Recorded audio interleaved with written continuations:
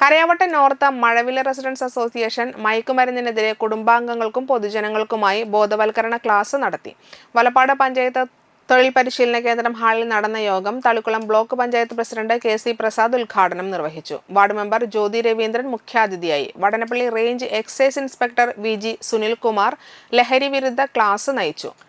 അധ്യക്ഷൻ association president Ajayan Kalipparambil, secretary Suresh Marath, treasurer Suresh Kumar Valipparambil, Kannan Pallithara, Rajan Pattatt, VR. Rajendran master, Shobhakumar എന്നിവർ സംസാരിച്ചു. ഉന്നത വിജയം നേടിയ വിദ്യാർത്ഥികളെ ചടങ്ങിൽ ആദരിച്ചു.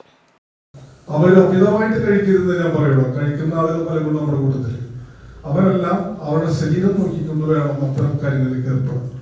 മയക്കുമരുന്ന് ഒരു കാരണവശാലും നമുക്ക് ഘടിപ്പിക്കാൻ കഴിയുന്നൊന്നല്ല.